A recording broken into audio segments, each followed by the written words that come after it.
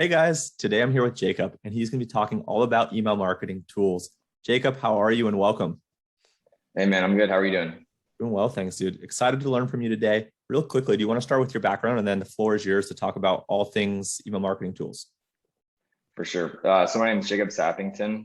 I'm a partner at Homestead Email and SMS. I previously had been at 4x400, a holding company where we service our own brands, and prior to that, a contractor at Boundless Labs. So yeah, it's good to catch up with you, man. Yeah, likewise. Well, dude, I'll let you take it. I know you post a lot about this on social, so let's talk about some email marketing tools. Start wherever you want. Cool. So I've got, as you know, we have just a ton of tools that we have to use every single day. And so I kind of thought, broadest, what's the most important thing? For us, it's Klaviyo. And so that's the ESP of choice for me, the ESP of choice for most for most e-commerce brands, and it's the only one that I have on my list. Right after email, next up I had SMS, which I feel like there's three big vendors in the space: Klaviyo, who's trying to catch up with their SMS product, and then the two heavyweights, Postscript and Attentive. So, quick question there. When you Yeah. when you think about the big three, right? Obviously, all three are great. I think there's use cases for all three. If a brand comes to you and they're not using any, like, what is your vetting criteria? Like, how do you pick one of those? So my preference, if they're okay with the limitations, is Klaviyo. I think being able to have everything within one host, hosting all of your data, being able to line everything up within the flows, seeing how those emails and texts play off of each other, and then just knowing truly what pushed the sale. Was it the email or the text? I think that's the ideal case scenario. But that would, can't ignore the fact that it's just not up to par with the same features and possibilities within Attentive and within Postscript. So if they have one if they want to use Postscript or Attentive, I'm more than happy to use those. But if they're okay with the shortcomings, I guess I could say, but okay with having everything in the same place, and I really dig Klaviyo at that point. Cool. Yeah, that's great. Yeah. So next up after that, I have pop-ups. The two pop-up providers that I use most, and I think that probably most people are most familiar with, are JustUno and Privy. I also put Klaviyo on this list just because it seems like they are, putting more focus towards our pop-ups. But I still think that they're probably a mile off of JustUno and maybe half a mile off of Privy. So they still have some time to catch up there. But from JustUno's sake, like the builder, it's not exactly intuitive. There's a little bit of a learning curve to it. But once you get it, just the targeting capabilities, how you can customize the design to really be what you want, I think it's the best solution. But it just requires, again, that learning curve to get into it. Yeah, and with Privy and or JustUno, do you think like one of the big features that they have that Klaviyo doesn't is the ability to fire a form on exit intent based off cart value? Is that kind of one of the big value propositions that you see? I mean, I do like that. Really, what I really dig about JustUno is being able to, and Klaviyo just allowed this as well, is to be able to ask someone, like, basically make the forms like multi-step. So a lot of what we do is based on psychology, and I think everyone's heard the idea of, like, if you can get like a micro yes from someone, then you can see then your conversion rates go up. And something that I've seen that's happened is I haven't seen this not work, is that whenever I ask someone if they want the offer, instead of just throwing the offer in their face and saying, hey, take 10% off, if I say, hey, would you like 10% off? Like, I've never not seen that double my conversion rate. I've seen it go from like 3% up to 8%. That's usually the average. When I come into a brand and I see, a pretty standard number is 3%. As soon as we implement just that one different, that first page saying, hey, do you want this, instead of just giving it to them, we see that number, basically 2.5x, which is, when you think about that scale, it's a really big deal. Yeah, dude, that's huge. That's awesome. Thank you for that. Yeah. After pop-ups, I have surveys. I haven't done a ton with this, but we do have this data sync into Klaviyo. So for those two, I've used Inquire, and then a brand that I've been looking at or a software that I've been looking at is KNO-Commerce, K-N-O-Commerce. I think Inquire was kind of the incumbent, and just allowing to ask like post-purchase surveys, asking why'd you buy, or where did you come from, trying to really nail down that attribution source. But then like as you look at no commerce, being able to like dial into like asking them if they want to recommend your product, and if they say no, then not presenting them with the the loyalty and rewards. But if they do, then it's a really, again, it goes back to the psychology. Is like, if you say yes, that you're willing to do this, then we'll give you that option. But if you tell us you don't want to, then it just doesn't make sense for us. And that kind of dives into my loyalty software that I prefer, which is Smile. I know there's Loyalty Lion, there's Smile, there's Referral Candy, but Smile is the one that I have the most experience with, and the one that I've seen some good success with. Yeah, referral programs are awesome. They're kind of a pain to set up. So if you have any secrets there, let me know. But they do work. They're just a heavy lift in the beginning. Let's just say that. Yeah. Something that I've seen work well is matching up the give and the receive. So if someone's getting $20 off, the person, like the reward should match the incentive. Because I think if you have a customer who comes in from a referral, and they find out that their friend basically profit off of them from referring them to the brand, I think that kind of questions the transaction. But by having equal rewards, I think it makes sense for everyone involved. Yeah, agreed. But yeah, definitely a pain to set up at first. Next up on my list, I had review apps. The two that I've had the most experience with has been Stamped and Junip. I think, again, Stamped is like the incumbent. It has more features than Junip, but Junip also allows you to build completely in Klaviyo.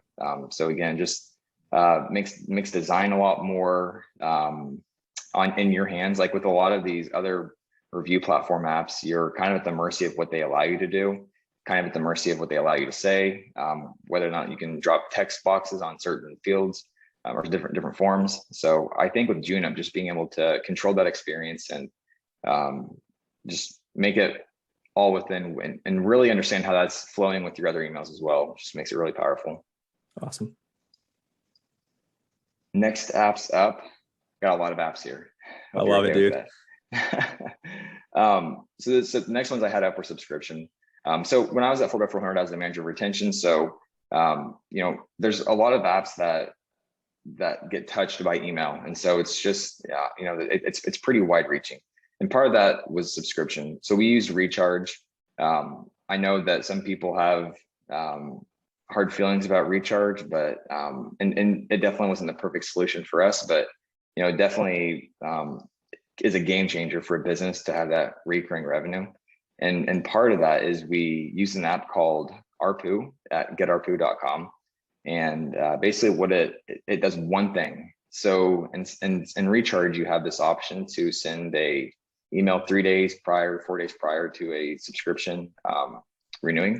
And the whole entire reason this app exists is to, one, remind people about that upcoming charge, but then to upsell them on some new products, to skip if they need to easy cancellations if they need to. And when I was at 4x400, we saw, I want to say it wasn't a game-changing amount, but it was like $1,000 a month for one of our brands. And it was really just a transactional email. So again, nothing crazy, but the attribution there is really clear because they use their own checkout that links into yours. So we can say for certainty, yes, this $1,000 came from here, and we were just servicing them on a transactional email. So, extra money that we otherwise wouldn't have captured. Yeah, that's huge. That's awesome. Thank you. Yeah. And then piggybacking off of subscriptions, we also used Churn Buster, just to make sure that we were trying to keep as many of those as possible. I won't dive too deep into that, but we also looked into profit well, retain as well. Similar idea to Churn Buster, but it's they manage that for you. My next app up is actually one of my favorites, and someone that I think too is the founders over at Wonderment, Brian, Whaley, and Jess. What Wonderment is basically shipping analytics. It helps you understand where your packages are at. You can make branded tracking pages. You can do so many different things with it. You can set up proactive customer service where if a package has basically stalled, so if it's been sitting for 3 days without moving, you can send a customer like, hey, like something's going on with your package, we're aware of it. And so it kind of turns your customer service into proactive instead of reactive, where you're able to help service that. And I hear they have some cool stuff in the works, like one-click claims processing, which would be really cool. Wow. Yeah. Next one up, quizzes. I think quizzes are kind of what's been hot the past year. I've used Typeform, I've used Octane AI, and I've also used something called Revenue Hunt.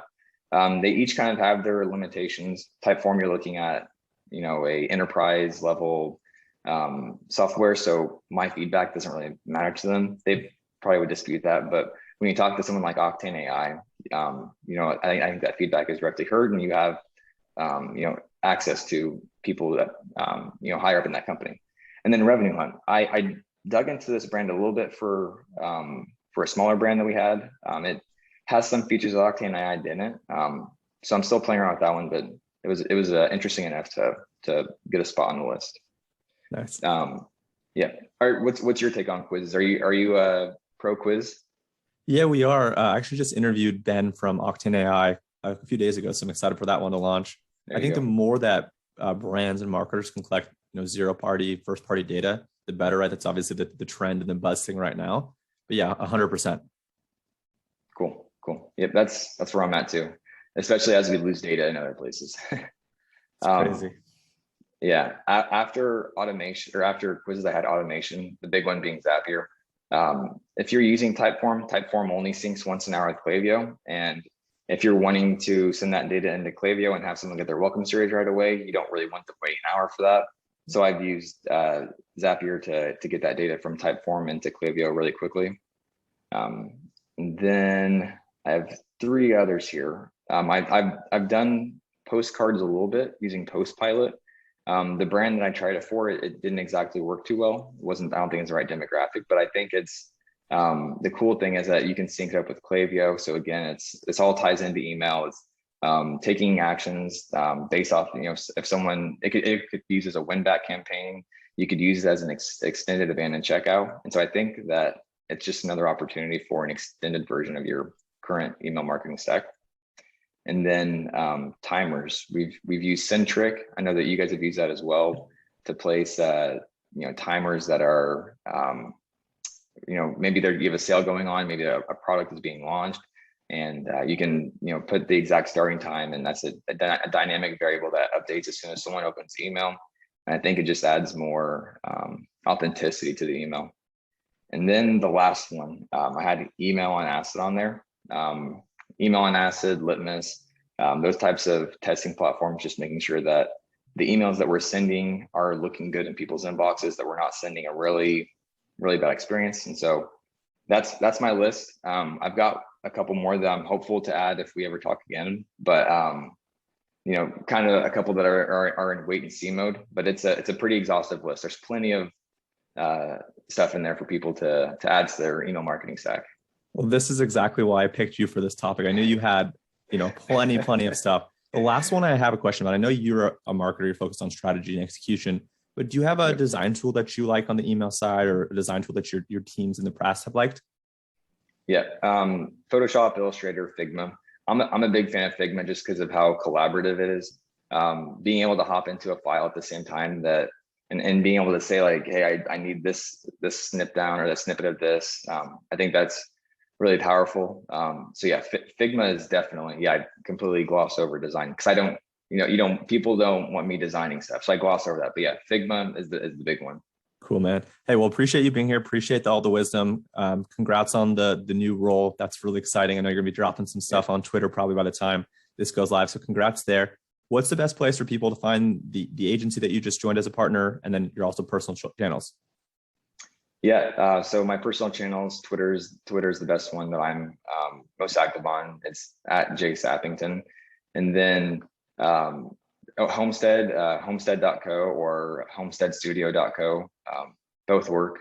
We're in the process of moving over to homestead.co. So hopefully by the time this is live, that's cleaned up a little bit. But so yeah, Twitter and then homestead.co.